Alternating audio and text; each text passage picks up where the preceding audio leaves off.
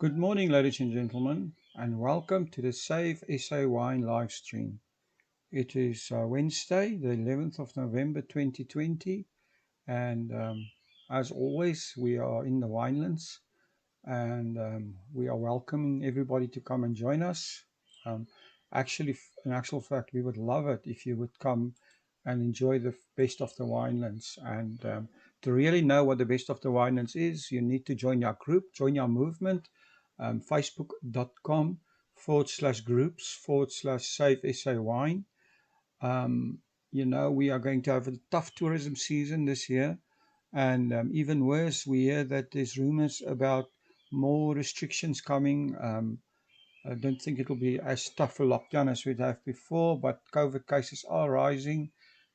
European lockdowns are affecting our tourism. So we just need to keep the awareness up and, of course, support our wine industry. So join our group, facebook.com/group/Save SA Wine.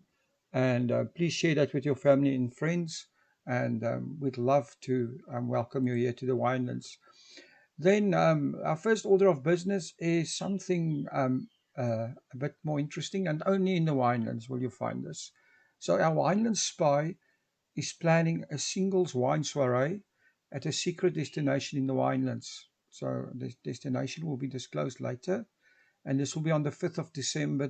I think it's a Saturday evening. So if you are single, if you love wine, if you're up for a blind tasting of the wine, of course, and you feel fabulous, then swipe right, they say, or vote yes. So this sounds quite interesting. If you're interested in this singles evening with wine tasting, just message us for the details and we'll send that to you. And keep an eye out for more posts and more details about this in your group as well. Then it's Wednesday, and it's a perfect day for breakfast in the Winelands. And this whole week, if you're interested with breakfast with a view, go to your friends at Haskell Vineyards from 85 Rand, Wednesday to Sunday, 9:30 to 2 o'clock.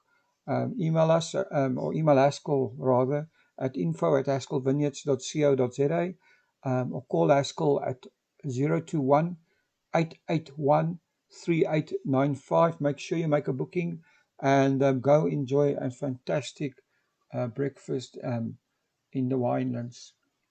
Um, we're also working on a new project that came on the back of our 1660 campaign. It's called the Save SA Wine Mural. And like I said, the project is launching on the feedback from the 1660 campaign. Fantastic. We've reached over 400,000 people per month, which created a much needed buzz around the South African wine industry. A big thank you to Uncorkified Erica Taylor for spearheading this. They are partnering with Robinson and Sinclair and Baz-Art and taking over the corner building of 192 Loop Street in Cape Town. And this mural will debut on the first Thursdays, Cape Town in December. And all kinds of things are planned. So if you want more information, Erica is the person to message at Uncorkified, or message us for more details. We'd love everyone to take part. If you're a winery, want some exposure, talk to us as well. Lots of things happening around the Save SA Wine mural. Um, then just one of our fantastic giveaways that we have. Just want to mention this as well. Our friends at the Fishwives Club are giving away wine for a year. So this is fantastic. All you need to do is fill in your email address at wineforayear.gr8.com. That is wineforayear.gr8.com. And how this works is they will deliver a case of your wine, cultivar of your choice, to your house every day. Not every day, sorry, every month for a year. So this is, you win a case of wine a month, not a case of wine a day. Let me just correct that. Um, that is a fantastic giveaway. Just go to wineforayear.gr8.com. And then our featured podcast for today is with the fantastic Valera Estate.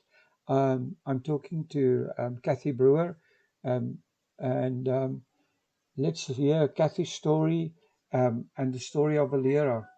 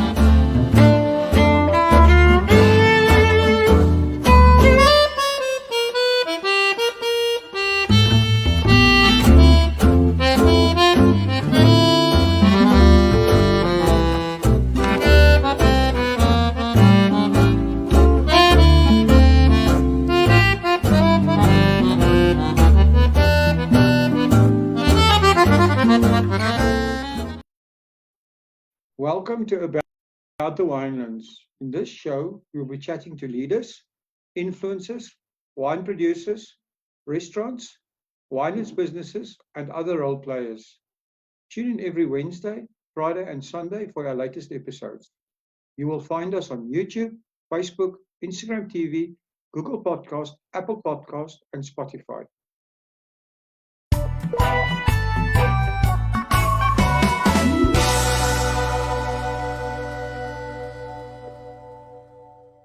Good day, everyone, and welcome back to About the Winelands. Today I'm talking to Kathy Brewer. Kathy is from Valera Wine Estate. She's the sales and export manager and also part of the family business. Hi, Kathy, how are you? Hello, Will. I'm very well, thank you. Thanks for spending the time with us. I know you must be busy. I'm always happy when the topic is wine. Yeah, wine is the topic. So, Valera, can you tell us a little bit of the history of the farm and your family on the farm? Yes, sure. The Greer family bought Valera in 1983. At that point, it belonged to an Austrian gentleman who was not, and the brand was not that well known in South Africa. And most of the wine at that stage was exported. And then, there's sort of no big secret as to how Valera grew. In the mid-20s, my generation of the business, when we were in our mid-20s, that was our generation, ended up with this wine farm, and it was fairly run down, and it produced around 4,000 cases of wine. And I'd say our success is due to many hours and lots of hard work from our extended team. We've had a lot of fun along the way in building our brand. And there was also a lot of luck and good timing too. Jeff and Simon basically started everything, my brother and my cousin, and I joined in 87 with my computer background, and I left that business and I went and studied food and wine at Prue in London. So in the winter months, I wrote a program to look after our mailing list and all of that. And in the summertime, I cooked tapas style lunches and champagne breakfast, or you can't say champagne, cup classique breakfasts. Mm-hmm. And our biggest break really came with meeting Jean-Louis Denois, who came from the Champagne region. And we had a 10-year royalty agreement with him. And that's how our bubbly started, which is mostly what we're talking about today. No one would have known that the brand we started then called Tradition would have grown into what it is today. And yeah, becoming one of the top bubbly brands in South Africa. Well, that's amazing. It's a what a change from doing spreadsheets in one season and cooking tapas in the next, right? That must have been quite. So which is your favorite pastime, the tapas or the spreadsheet? Oh, neither really. So now my husband cooks everything, and the spreadsheets are done by people that are much better at it than me. And I look at a computer today, and I can't believe that I used to work with these punch cards and feed them into this huge, massive thing that took up a whole room. And now we're talking to each other on podcasts and Zoom and all these fancy things, and I'm feeling a bit lost, but I manage. I prefer the people side of things and the marketing and meeting good people, talking about wine. So more the marketing and the sales than the computer and the cooking side. Well, that's awesome. So you mentioned the Champagne region. What a lovely place to visit, and to have a license from somebody there must have been just a dream. Um, your you said bubbly. Now everybody's talking about MCC. Can you tell our listeners a little bit about what you're doing at Valera and how this become the driving force in your business? Yeah, so Cap Classique is for sure our driving force. It's about 40% of what we do. And we've continually innovated this area because you can't just stay in the same place. So we've now introduced Zander Gray, who's our nephew, to this category. He's looking after our Cap Classique production. Jeff Greer, my brother, was the one that really got it going. Between him and Jean-Louis, I think we've looked at every category, and we continually do look at it because otherwise you just get left behind.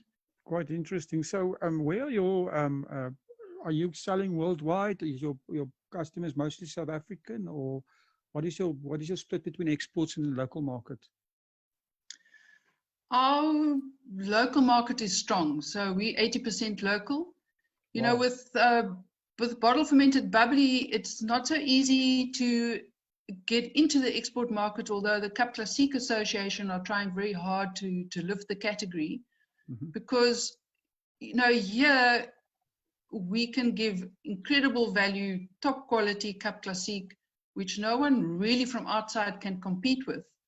Once you get into the export markets, you're looking at the lower end champagnes, which come into our price category, and they've marketed themselves so well. And then you get Prosecco, which is not the same thing because it's not bottle fermented, but it's capturing the imagination of the younger crowd, which is also good. It's getting them drinking bubbly. And Cava from Spain. And you just got a wide range of things, and Cap Classique is just one small little dot on the map. So we have to work quite hard to get that recognized. But it is coming, and there's a lot of good quality Cap Classique being produced at the moment.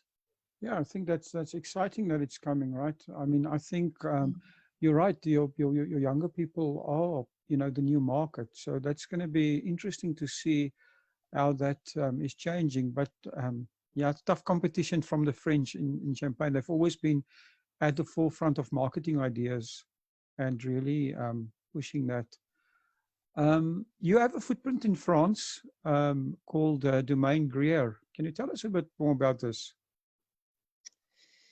Yes. Now, Domaine Gruyère is in the Roussillon, which is in the south of France, is in the foothills of the Pyrenees. Mm-hmm. And it also actually happened because of Jean-Louis Denois, who introduced us to bubbly. And he phoned my brother in December in 2005 and said to him, there's this piece of land with your name on it. You've always promised you'd come and do something in France after all the years he'd spent here in South Africa.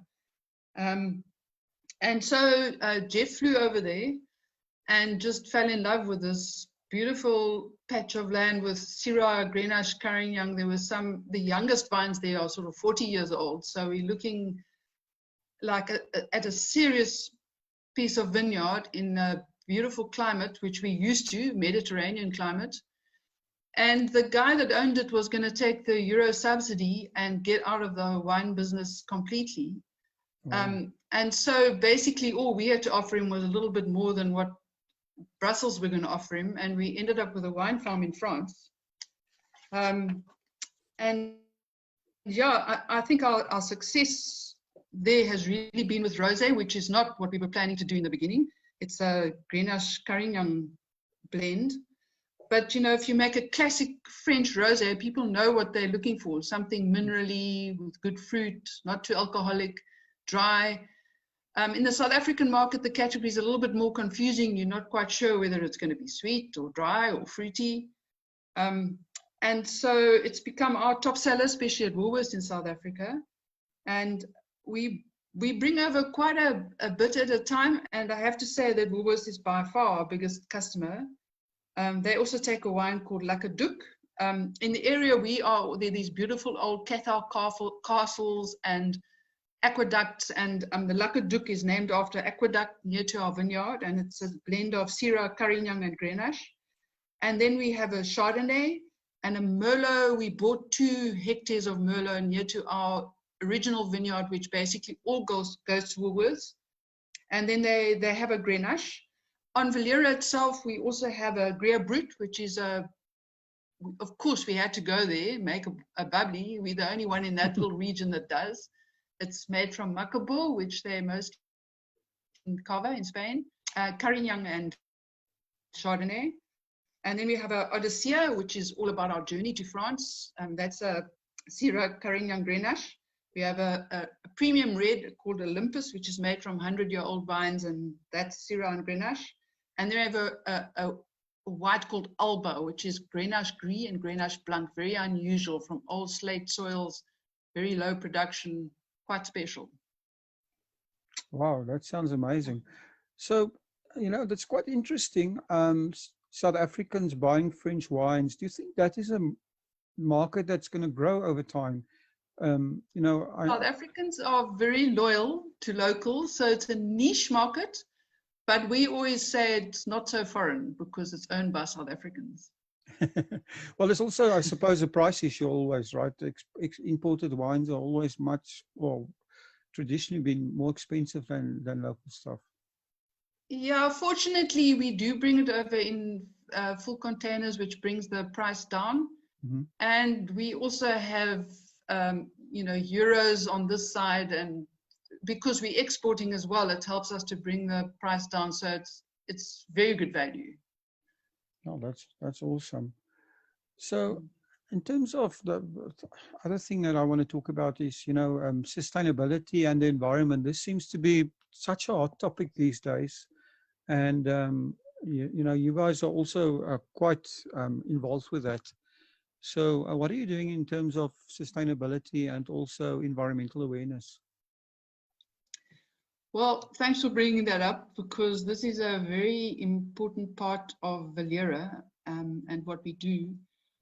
You know, there's 2 sides of sustainability. There's the environmental side, and then there's the people side. Mm-hmm.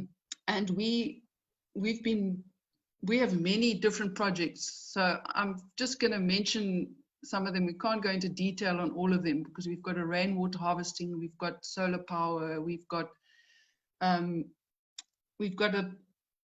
indigenous tree planting project where we planted hundreds of thousands of indigenous trees, which basically make up for all the carbon that we emit in making our wine, and then some. And then we have a wildlife sanctuary on the farm, and that I'll talk about now more. But we also have the Pebbles Project, which is a non-profit organization that's based on Valera, and it looks after thousands of kids in the Winelands, their education and health side of their lives, and it's really made such a huge difference. But you can look up the Pebbles Project. It's just something amazing. And then with our wildlife sanctuary, we basically have an area on the farm that's not really that suited to vineyard, and we decided to return it to its natural state.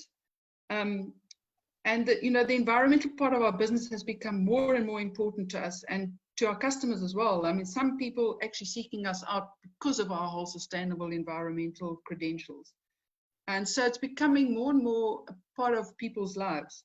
And the Wildlife Sanctuary is a big project. It allows us to show visitors firsthand what we're all about in a way that they won't really forget. Because if you come here for a 2-hour game drive and then you go on a wine tasting, you will remember it. So it adds a lot of value to the tourism part of Stellenbosch. And apart from game that we've introduced, like giraffe, gemsbok, bontebok,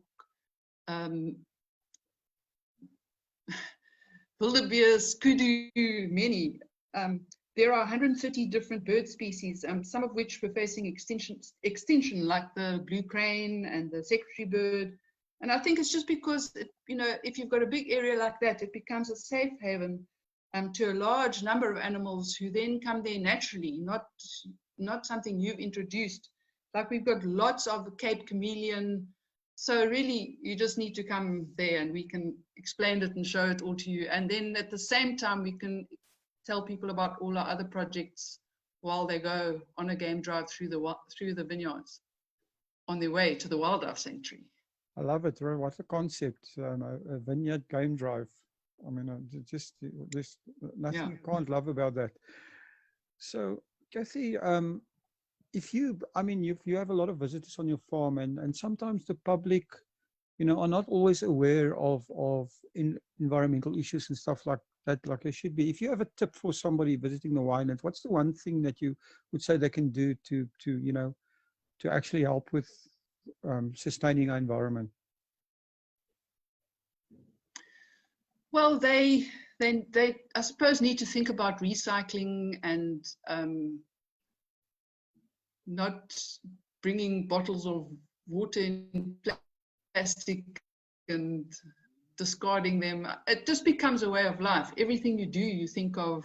And I think this whole coronavirus has actually made people more aware of all of that. Although, things have become more and more packaged, I've noticed, but hopefully it's true, right? Hopefully that's just a temporary thing. So it's interesting you're mentioning the coronavirus. I mean, everyone has been forced, to rethink their business models. And do you guys have any changes or new ideas in mind on your side? It's difficult because we've been thrown into this and you all become so busy trying to fight the fire. But I think the logical thing to do is to cut out areas that create a lot of stress and time, but add very little to your business. And these could be wines, for instance, that you put a whole lot of effort into and they don't really sell because they're wines that people aren't drinking anymore, or they're wines that there's so much of that you're just fighting in a big pond.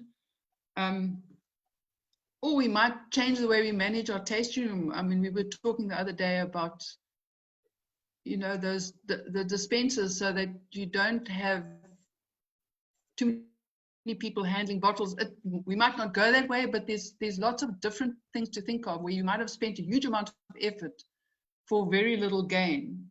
And I think those are the kind of things that will probably cease to exist after this time. And then I think everybody's looking at putting more effort into direct to consumer business, but there you need to be careful that you have your logistics sorted out, because that has become such an issue, and you'll see a lot of complaints on a lot of direct websites where orders have been taken, but the delivery hasn't been fulfilled in a proper way. But it was exceptional circumstances. So I think people just needed lots of patience. I think also in that regard, don't you think that your couriers and that type of businesses will come to the party over time as more and more deliveries start happening? Yes, for sure. And a lot of them had to adapt very quickly. They had to double the size of their warehouse. And, it's one thing getting a whole lot of new drivers. That's easy. But then the picking and packing and keeping up with all of that is Mm. and having to keep social distance from each other and minimal staff. It's not so easy. No, it's been a challenge. So talking about challenges, I mean, you've had a long wine journey. So tell us what's personally the biggest thing that you've learned from your wine journey? I suppose I've learned that you never know it all, and you have to be flexible and listen to your consumer. And it is vital to look after quality across various price points. I mean, you can have a less expensive wine that over delivers. It's still, quality in that particular price point, which Valera is quite well known for. And then I suppose, I've discovered that there are a lot of great people attracted to this industry. I've met wonderful people all over the world through my journey in wine. And then I love wine, like Lisa. I agree with her. There we go. So, talking about loving wine, now I have to ask you, can you give us your own wine quote or your favorite wine quote? Now I have to bow to the superior talent of people like Winston Churchill and Madame Lily Bollinger, because I'm not so good in that area. Whatever I say sounds a bit corny when it comes to quotes. I'd say something like, a glass of Cap Classique a day keeps the lockdown blues at bay. That sounds a bit corny. But especially if it comes out of a magnum. As long as your group is more than 4 people, we don't want to encourage drinking too much. Oh, yeah. So, you mentioned Bollinger, and the other, the ladies the ladies of Champagne, or the widows of Champagne, seems to be the marketing experts. So, why do you think are women so good at marketing champagne? Is there a special reason? I think because of its sense of style and just the feeling it gives. And I mean, if you think of the quote, I've got Madame Lily Bollinger's quote next to my desk. I'm working from home, and she says, I drink champagne when I'm happy and when I'm sad. Sometimes I drink it when I'm alone. When I have company, I consider it obligatory. I trifle with it when I'm hungry. I drink it when I am, and otherwise I never touch it unless I'm thirsty. Now, I mean, how's that? That came from a classy lady. That is amazing. So I love that. So you were talking a little bit about Lisa and the magnums and stuff like that. I mean, Lisa's running this Biggest Beautiful campaign in which she's really promoting magnums. And in your case, guys are making MCC in magnums. Can you tell us a little bit about the magnums you make in MCC? Yeah. Well, basically, Cap Classique, when it comes to a magnum, is a lot more festive, and it gives you a sense of occasion. And it's also for those that are expecting something a little bit more from their bottle of Cap Classique. They should really upgrade to a magnum. And a magnum stays youthful for longer. So for those wanting to collect magnums, they can do so and keep it for 10 years if they wish, if they can. The magnum kind of slows down the aging process, but also when you put yeast and sugar inside with your base wine and put it into a bottle, which is how you make bottle fermented sparkling wine, you put a crown cap on the end, the yeast eats up the sugar and generates CO2, and then the yeast dies off and falls to the bottom of the bottle because it's lying on its side. Now, if you can imagine, a magnum has a much bigger surface space than a 750 ml bottle. So there's more space where that lees, or those dead yeast cells, are in contact with the bubbly. It's a process called autolysis, where that character of the yeast is imparted into the bubbly. And so, especially in magnums of bubbly, more so than still wine, there is a bigger difference. And it's just more complex than a 750 ml bottle. So if you've got enough people together, why not open a magnum? Well, why not open a magnum anyway, Casey? I think that's quite interesting. So your size of the actual neck and the is that the same as So your area which opens is the same size as so a 1.5 liter bottle has the same neck size and cap size as a 750, right? Yes. So basically, you've got twice the amount of wine to that small, what they call the ullage, the neck part where there's oxygen in. Mm-hmm. So that's why they say it's a slower aging process over time, because it stays fresher longer because there's less oxygen. I don't think that makes as much difference as the contact with the lees part, though. Oh, I see. Personally. So, in Europe, it's become quite fashionable, to take magnums of wine and also obviously magnums of bubbly everywhere. Do you think this is a fashion that's going to, something that's going to spill over to South Africa as well?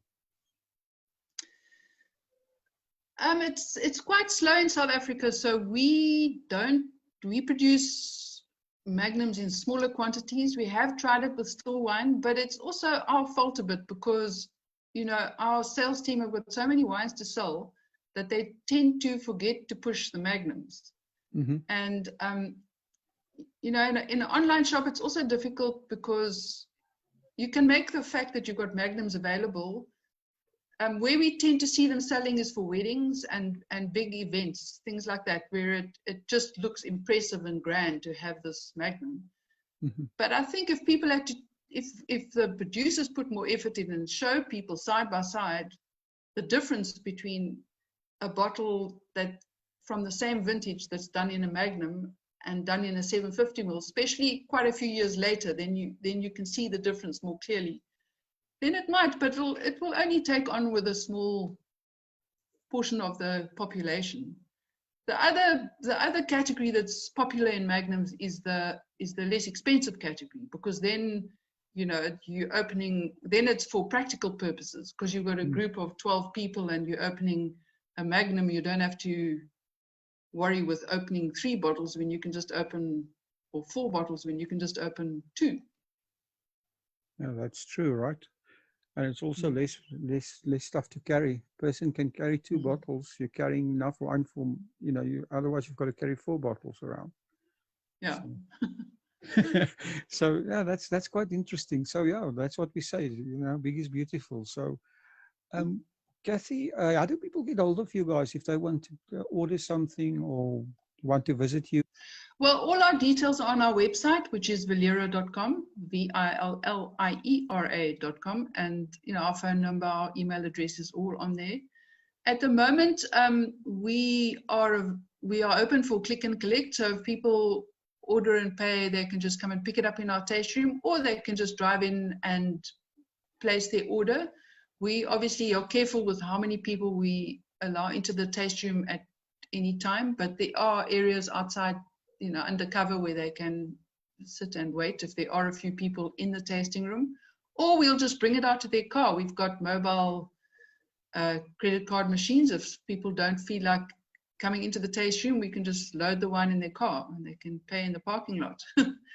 So we're trying to be very flexible. And then, of course, in Cape Town, we do our own deliveries. So any orders that are placed, we pretty fast about delivering them. We've got our own delivery guys. Our game rangers at the moment aren't working because, well, they are working. They're delivering and helping out with taste room duty because we can't do game drives right now. So everybody has actually been involved in packing wine and delivering wine. In Johannesburg, we have a warehouse where we have a group of drivers. It's not just Villera, there's a whole bunch of other wines there. But they were a bit snowed down for a couple of weeks, but they've caught up now, so deliveries will be quite quick from there. And then the rest of the country, then we use couriers. And okay. I think the couriers have caught up now too. So everything's not back to normal. Will be a long time before it's normal. We now have a new normal, as they say. Back to a new normal. That's true. Well, at least, if you really want Villera, and I think that's why it's necessary to take a magnum. At least you get enough. You just click and it'll be delivered. Do you actually deliver the magnums as well? Yes, for sure. Okay, awesome.